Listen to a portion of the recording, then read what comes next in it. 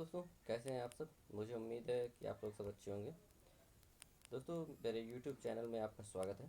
और आपने मेरे वीडियो चैनल को भी सब्सक्राइब नहीं किया है तो कृपया सब्सक्राइब कर लें, ताकि मेरी आने वाले वीडियोज़ के नोटिफिकेशन आप तक पहुंच सके। मैं आज कुछ जनरल अवेयरनेस से रिलेटेड कुछ इंपॉर्टेंट टॉपिक लेके आया हूँ, जो फिज़िक्स और केमिस्ट्री से रिलेटेड है। ये काफ़ी बार एग्ज़ाम में आए हुए हैं, इस वजह से इन्हें डिस्कस करना बहुत ही ज़रूरी है। तो चलिए शुरू करते हैं। पहला है कुछ प्रसिद्ध भौतिक वैज्ञानिक और उनका योगदान। इनमें पहला नाम है गैलीलियो का, जो इटली के थे, जिन्होंने जड़त्व का नियम, गति के समीकरण और दूरदर्शी का निर्माण किया था। दूसरे हैं न्यूटन, जो इंग्लैंड के हैं। उन्होंने सर्वात्रिक गुरुत्वाकर्षण का नियम, गति के नियम, प्रावर्तक दूरदर्शी और अवकल गणित का आविष्कार किया था। इसमें ध्यान देने वाली बात है कि गैलीलियो और न्यूटन में जो गति का नियम और गति का समीकरण है, इनमें कंफ्यूज मत होइएगा, क्योंकि गैलीलियो ने समीकरण दिए थे और न्यूटन ने नियम दिए थे। ओके। फैराडे, ये इंग्लैंड के निवासी हैं। इन्होंने विद्युत चुंबकीय प्रेरण का नियम, विद्युत अपघटन का नियम, डायनेमो का आविष्कार किया था। अगले हैं रोंटगेन, जो जर्मनी के हैं। उन्होंने एक्स किरणों का आविष्कार किया। आइंस्टाइन जर्मनी के हैं, जिन्होंने आपेक्षिकता का विशिष्ट सिद्धांत व व्यापक सिद्धांत, प्रकाश विद्युत प्रभाव की व्याख्या और द्रव्य और ऊर्जा का नियम दिया था। अगले हैं मैक्सवेल, जो स्कॉटलैंड के निवासी हैं, जिन्होंने प्रकाश का विद्युत चुंबकीय सिद्धांत, गैस के अणुओं का वेग वितरण नियम प्रदान किया था। जी मार्कोनी इटली के हैं, जिन्होंने बेतार संदेश प्रणाली का विकास किया। जे सी बोस भारत से संबंध रखते हैं, जिन्होंने पौधों में चेतना की खोज की। मिलिकान अमेरिका में के हैं, जिन्होंने इलेक्ट्रॉन का आवेश का निर्धारण किया। सी वी रमन भारत के हैं, जिन्होंने प्रकाश के प्रकीर्णन से संबंधित रमन इफेक्ट की खोज की। अगले हैं जे थॉमसन इंग्लैंड के हैं, जिन्होंने इलेक्ट्रॉन की खोज की। जेम्स चैडविक इंग्लैंड के हैं, जिन्होंने न्यूट्रॉन की खोज की।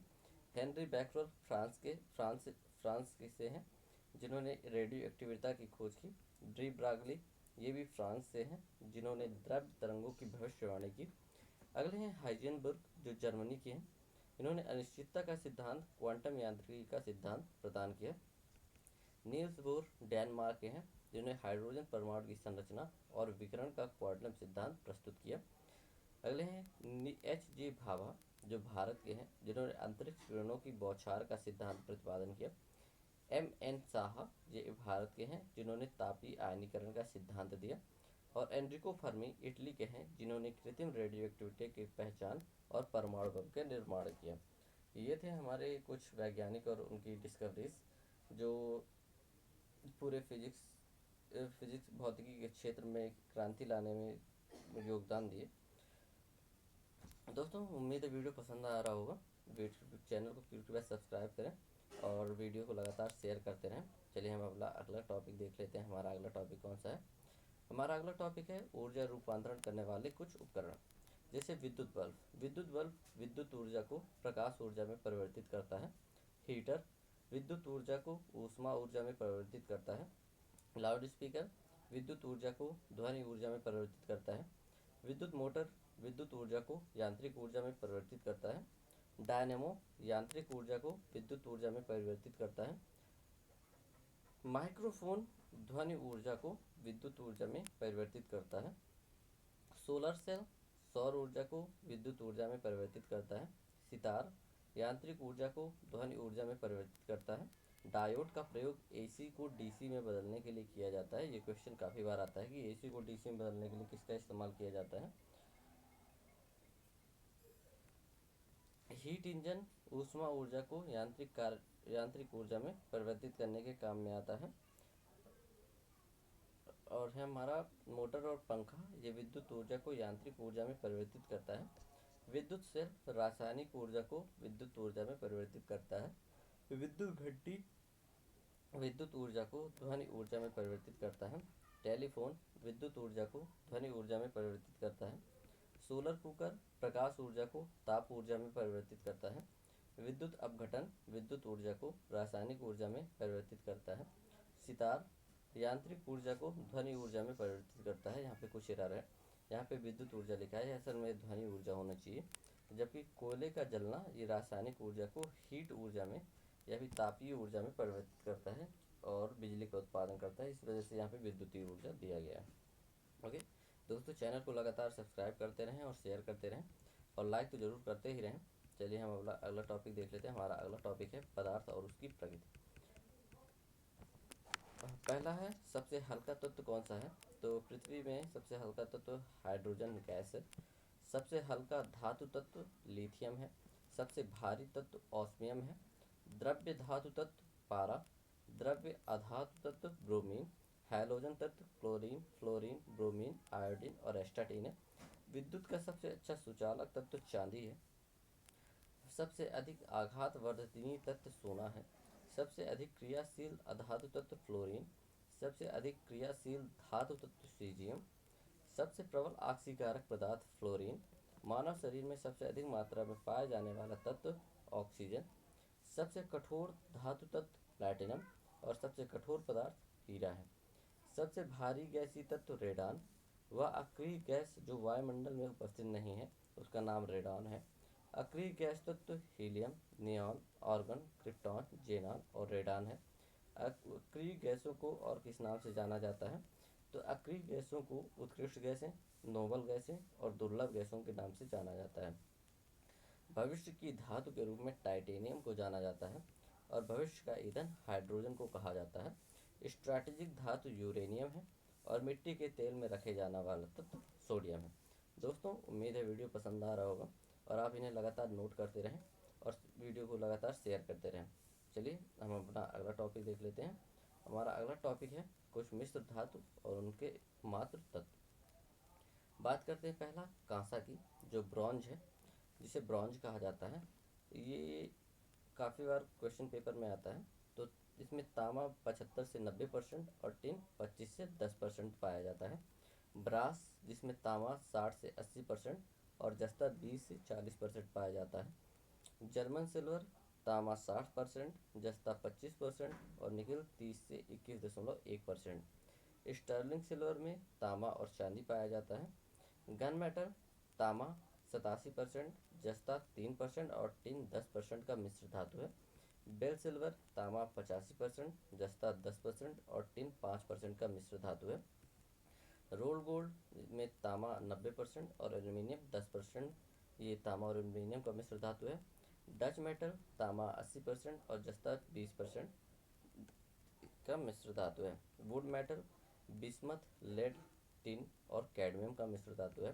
टाइप मेटल, लेड 75%, एंटीमनी 20% और टिन 5% का मिश्र धातु है। ड्यूरेलियम, एल्यूमिनियम 95%, तांबा 4% और मैग्नीशियम 1% का मिश्र धातु है। हिंडेलियम, एल्यूमिनियम 91% और मैग्नीशियम 1% का मिश्र धातु है। एल्यूमिनियम ब्रॉन्ज, इसमें एल्यूमिनियम ब्रॉन्ज, जिसमें तांबा और एल्यूमिनियम का मिश्र धातु है। मैग्नीशियम ब्रॉन्ज, जिसमें एल्यूमिनियम 95% और और मैग्नीशियम 5% का मिश्र धातु है। सोल्डर, टिन और लेड का मिश्र धातु है, जिसमें लेड बेस मेटल होता है। इसमें लेड 68% और टिन जो है वो 32% पाया जाता है। रोंज मेटल टिन, लेड और बिस्मथ का मिश्र धातु है। स्टेनलेस स्टील, लोहा, कार्बन, क्रोमियम और निकल का मिश्र धातु है। इनवार मेटल, इस्पात 63%, निकल 75% और लेड 25%, यानी कि इनवार कहा जाता है, निकल बेस एलॉय है। फ्यूटर में निकल 75% और लेड 25%। अल्निको, लोहा, एल्यूमिनियम, निकल और कोबाल्ट का मिश्र धातु है। ब्रिटानिया मेटल, एंटीमनी, टिन, तांबा, जस्ता और बिस्मथ का मिश्र धातु है। डेविड मेटल, टिन, लेड और एंटीमनी का मिश्र धातु है। डेल्टा मेटल, तांबा और जस्ते में लोहा मिला देने पर वह डेल्टा मेटल बन जाता है। यह लोहा, तांबा और जस्ता का मिश्र धातु है। इलेक्ट्रॉन, मैग्नीशियम, जस्ता और तांबे की मिश्र धातु है। दोस्तों, उम्मीद है वीडियो पसंद आ रहा होगा। वीडियो को ज़्यादा से ज़्यादा शेयर करें और चैनल को सब्सक्राइब जरूर कर लें और वीडियो को लाइक करें। अगला हमारा है कांच के प्रकार और उनके उपयोग। इसमें काफ़ी बार क्वेश्चन आता है कि धूप के चश्मों में कौन सा लेंस होता है, कैमरा व दूरबीन के लेंस किससे बनाए जाते हैं, किस कांच से। इस वजह से ये टॉपिक काफ़ी इंपॉर्टेंट है। तो बात करते हैं फ्लिंट कांच से। फ्लिंट कांच कैमरा व दूरबीन के लेंस तथा प्रिज्मों को बनाने में इस्तेमाल किया जाता है। पायरेक्स कांच थर्मामीटर और प्रयोगशाला का उपकरण बनाने के काम में आता है। सोडा कांच ट्यूबलाइट एवं बोतल बनाने के काम में आता है। क्रुक्स कांच धूप के चश्मे के लेंस बनाने के काम में आता है। क्राउन कांच विद्युत बल्ब बनाने के काम में आता है। पोटास कांच वैज्ञानिक बर्तन बनाने के काम में आता है। और मृदु कांच जो है वो परख नली बोतल खिड़की की कांच बनाने के काम में आता है। दोस्तों आप इन्हें लगातार नोट भी करते रहें ताकि ये काफ़ी टाइम तक आपके ध्यान में रहे, क्योंकि आप जो चीज़ लिख देते हो वह आपको हमेशा याद में रहता है। चलिए अगला टॉपिक देखते हैं। हमारा अगला टॉपिक है कुछ पदार्थों की पीएच वैल्यूज़। ये भी वेरी वेरी इंपॉर्टेंट है, कई बार क्वेश्चन पेपर में आ चुका है, इस वजह से इस टॉपिक को लाना बहुत इंपॉर्टेंट था। चलिए बात करते हैं आंतरस जिसका पीएच वैल्यू 1.4 होता है। नींबू का पीएच वैल्यू 2.2, सिरके का 2.4, शराब का 2.8, टमाटर 4.2, बियर 4, कॉफ़ी 5, मूत्र 6, दूध 6.4, मानव लार 5.5 टू 6.5, शुद्ध जल 7, मानव रक्त 7.4, समुद्री जल 8.4, खाने का सोडा 8.4, अंडा 7.8, चाय 3.2 और HCl 0.2। इसमें ध्यान देने वाली बात है कि इसमें जो 7 होता है वो एक न्यूट्रल बेस होता है। 7 से कम अगर कोई सी चीज़ की पीएच वैल्यू है तो अम्लीय प्रकृति का होता है, और अगर 7 से ज़्यादा है तो वो क्षारीय प्रकृति का होता है। ओके, तो चलिए हम अपने अगले टॉपिक की ओर बढ़ते हैं। हमारा अगला टॉपिक है गैसीय ईंधन और उसके अवयव। ओके, इसमें पहला प्राकृतिक ईंधन है हमारा प्राकृतिक गैस, जिसमें मेथेन 83% और एथेन होता है। दूसरा है कोल गैस, जिसमें हाइड्रोजन 55%, मीथेन 30%, कार्बन मोनोऑक्साइड और असंतृप्त हाइड्रोकार्बन्स होते हैं। भाप अंगार गैस, इसमें कार्बन मोनोऑक्साइड तथा हाइड्रोजन होते हैं। वायु अंगार गैस, इसमें कार्बन मोनोऑक्साइड तथा नाइट्रोजन या प्रोड्यूसर गैस होते हैं। तेल गैस, जिसमें मेथेन, एथिलीन और एसिटिलीन पाया जाता है। ओके, ये काफ़ी बार क्वेश्चन में आते हैं। इनमें से भाप अंगार गैस और वायु अंगार गैस ये काफ़ी इंपॉर्टेंट है, तो ध्यान दीजिएगा। इसमें भाप अंगार गैस में पानी से भाप बनता है तो पानी होता है H2O, इसमें H2 को मिला के कार्बन मोनोऑक्साइड मिला दिए तो वो भाप अंगार गैस बन गया। और वायु अंगार में वायु में सबसे ज़्यादा नाइट्रोजन की वैल्यू है, तो इस वजह से कार्बन मोनोऑक्साइड तथा प्रोड्यूसर गैस नाइट्रोजन मिला के प्रोड्यूसर गैस बना दिया जाता है। ओके, तो दोस्तों उम्मीद है वीडियो पसंद आ रहा होगा, तो वीडियो को लाइक करें, सब्सक्राइब करें और शेयर तो ज़रूर करते ही रहें। अब हम बात करते हैं रसायन शास्त्र से जुड़ी कुछ खोजों के बारे में। तो पहला है हमारा रेडियम। रेडियम की खोज मैडम क्यूरी ने की थी। ऑक्सीजन जे प्रिस्टिले एवं सीले ने की थी। नाइट्रोजन रदरफोर्ड ने किया था। हाइड्रोजन का आविष्कार कैवेंडिश ने किया था। मेसान का आविष्कार युकावा ने। इलेक्ट्रॉन का आविष्कार जे थॉमसन ने। प्रोटॉन का आविष्कार गोल्डस्टीन ने। न्यूट्रॉन का आविष्कार जेम्स चैडविक ने, जबकि नाभिक की खोज रदरफोर्ड ने की थी। पॉजिट्रॉन की खोज कार्ल एंडरसन ने की थी। आवर्त सारणी की खोज डिमिट्री और मेंडलेफ दोनों ने किया था। परमाणु सिद्धांत जॉन डाल्टन ने किया था। क्वांटम सिद्धांत मैक्स प्लैंक ने दिया था। अपवर्जन का सिद्धांत पाउले ने दिया था। रेडियो एक्टिविटी हेनरी बैकरेल ने दिया था। कृत्रिम रेडियो सक्रियता जूलियट ने दिया था। भारी जल की खोज यूरे ने किया था। प्रकाश विद्युत प्रभाव की खोज आइंस्टाइन ने की थी। और द्रव्यमान ऊर्जा समीकरण का प्रतिपादन आइंस्टाइन ने किया था। तो उम्मीद है दोस्तों ये जानकारी आपको पसंद आ रही होगी, तो लगातार वीडियो को शेयर करते रहें और ज़्यादा से ज़्यादा शेयर करें। चलिए अब कुछ और चीज़ें देख लेते हैं जो काफ़ी इंपॉर्टेंट है, जो काफ़ी बार एग्जाम में आते हैं। कुछ पदार्थों के नाम और उनका रासायनिक नाम। तो हम बात करते हैं पहले साधारण नमक से। तो साधारण नमक को रसायन शास्त्र की भाषा में सोडियम क्लोराइड कहा जाता है। बेकिंग सोडा को सोडियम बाइकार्बोनेट कहा जाता है। धावन सोडा सोडियम कार्बोनेट कहलाता है। आश्रु गैस क्लोरीएस्टोफेनॉन कहलाता है। कास्टिक सोडा सोडियम हाइड्रोक्साइड कहलाता है। Chile salt soda sodium nitrate कहलाता है। सुहागा को बोरेक्स रसायन शास्त्र की भाषा में बोरेक्स कहा जाता है। फिटकरी का रासायनिक नाम पोटेशियम एल्यूमिनियम सल्फेट है। सोरा पोटेशियम नाइट्रेट कहलाता है। प्लास्टर ऑफ पेरिस को कैल्शियम सल्फेट हेमीहाइड्रेट कहा जाता है। लाफिंग गैस को नाइट्रस ऑक्साइड कहा जाता है। शुष्क बर्फ को सॉलिड CO2 के नाम से जाना जाता है। हरा कशिश या थोथा को फेरस सल्फेट के नाम से जाना जाता है रसायन शास्त्र में। नीला कशिश या नीला थोथा को कॉपर सल्फेट के नाम से जाना जाता है। सफ़ेद कशिश या सफ़ेद थोथे को जिंक सल्फेट के नाम से जाना जाता है।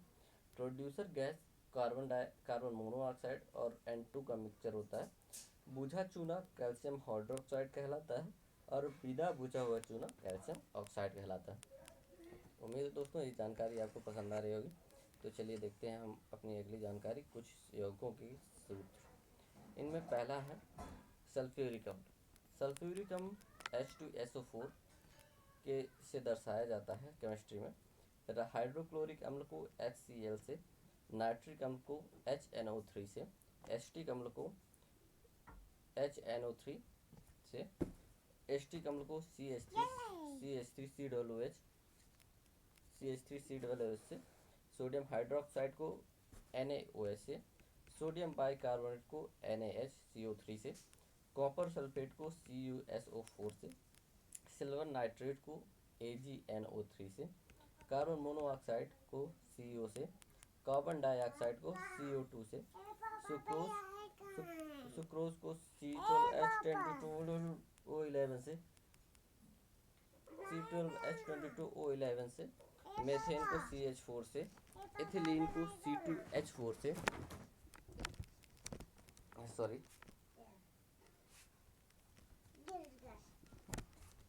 एथिलीन को C2H4 से, एसिटिलीन को C2H2 से, अमोनिया को NH3 से, अमोनियम नाइट्रेट को NH4NO3 से, अमोनियम सल्फेट को NH4 का होल ट्वाइस SO4 से, यूरिया को NH2CuNH2 से, फेरिक ऑक्साइड को Fe2O3 से। उम्मीद है दोस्तों जानकारी पसंद आ रही होगी। चलिए अगला देखते हैं हम उपकरण और उनके उपयोग। हमारा पहला उपकरण है अल्टीमीटर, जिसका उपयोग हम उड़ते विमानों की ऊंचाई ज्ञात करने के लिए करते हैं। दूसरा है एमीटर, जो विद्युत धारा के मापन में काम आता है। तीसरा है एनेमोमीटर, जो हवा की गति के मापन में काम आता है। अगला है ऑडियोमीटर, ध्वनि की तीव्रता के मापन में काम आता है। अगला है बैरोमीटर, जो वायुमंडलीय दाब के मापन में काम आता है। अगला है फैदोमीटर, समुद्र की गहराई के मापन में काम आता है। हाइड्रोमीटर, द्रव्यों का आपेक्षिक घनत्व के मापन में काम आता है। विस्कोमीटर, द्रव्यों की श्यानता के मापन में काम आता है। सिस्मोग्राफ, भूकंप की तीव्रता के मापन में काम आता है। रिक्टर स्केल, भूकंपीय तरंगों की तीव्रता के मापन में काम आता है। राडार, वायुयान की स्थिति के मापन में काम आता है। पायरोमीटर, उच्च तापमान के मापन में काम आता है। हाइड्रोफोन, पानी में ध्वनि की तीव्रता के मापन में काम आता है। स्पिग्मोमैनोमीटर, रक्तचाप के मापन में काम आता है। स्टेथोस्कोप, बीमारी का पता लगाने के लिए इस्तेमाल किया जाता है। हाइग्रोमीटर, आपेक्षिक आर्द्रता मापने में काम आता है। कैलोरीमीटर, ऊष्मा की मात्रा के मापन में काम आता है। माइक्रोस्कोप, सूक्ष्म वस्तुओं को देखने में काम आता है। लैक्टोमीटर, दूध की शुद्धता एवं उसका घनत्व मापन में काम आता है। स्पेक्ट्रोमीटर, अपवर्तनांक के मापन में काम आता है। वोल्टमीटर, विभवांतर मेजरमेंट में यूज़ करते हैं। मैनोमीटर, गैसों के दाब के मापन में इस्तेमाल करते हैं। सोनार, समुद्र में गहरे पिंडों की स्थिति को ज्ञात करने के लिए किया जाता है। पीजोमीटर, पाइपलाइन में निम्न दाब के मापन में काम आता है। सेक्सटेंट, अंतरिक्ष पिंडों की ऊंचाई के मापन के काम में आता है। और कार्डियोग्राम, हृदय की गति की जांच के मापन में काम आता है। दोस्तों ये कुछ हमारे उपकरण हैं जो हमें किसी चीज़ को मेजरमेंट करने में काफ़ी इस्तेमाल किए जाते हैं और बिल्कुल एग्जैक्ट वैल्यू प्रोवाइड करते हैं। तो चलिए हम अपने अगले टॉपिक की ओर बढ़ते हैं। हमारा जो अगला टॉपिक है आविष्कार और उनके आविष्कारक। ये क्वेश्चंस काफ़ी बार रेलवे के पेपर में आ चुके हैं और काफ़ी स्टेट लेवल और सेंट्रल लेवल के सभी एग्ज़ाम में ये एक नए क्वेश्चन आ जाता है इससे रिलेटेड। वैसे तो ये सारे टॉपिक जितने भी मैंने आपको बताया सारे इम्पोर्टेंस रखते हैं, क्योंकि ये सारे कम से कम आपकी फिजिक्स और केमिस्ट्री के 20% एरिया को कवर कर लेते हैं। तो चलिए शुरू करते हैं। एक्स किरणें एक्स किरणें एक्स किरणों का आविष्कार डब्ल्यू ए रोंटगन ने किया था। कॉस्मिक किरणों का आविष्कार आर ए मिल्कन ने किया था। टेलीविज़न का आविष्कार जे एल बेयर ने किया था। रेडियो टेलीग्राफी का आविष्कार जी मार्कोनी ने किया था। और टेलीफोन का आविष्कार ग्राहम बेल ने किया था। यहाँ पे हम लोग कंफ्यूज हो जाते हैं कि बेतार के तार और टेलीफोन में का आविष्कार किसने किया था। तो इसमें रेडियो टेलीग्राफी बेतार का तार है, जिसका आविष्कार जी मार्कोनी ने किया था। और टेलीफोन का आविष्कार ग्राहम बेल ने किया था। हेलीकॉप्टर का आविष्कार ब्रिकेट ने किया था। इलेक्ट्रॉनिक बल्ब का आविष्कार थॉमस अल्वा एडिसन ने किया था। भाप इंजन का आविष्कार जेम्स वॉट ने किया था। डायनमो का आविष्कार माइकल फैराडे ने किया था। राडार का आविष्कार वाटसन वाट ने किया था। सॉरी। इंटरनेट का आविष्कार डॉक्टर विंट सर्फ ने किया था। और डब्ल्यू डब्ल्यू डब्ल्यू का आविष्कार टिम बर्स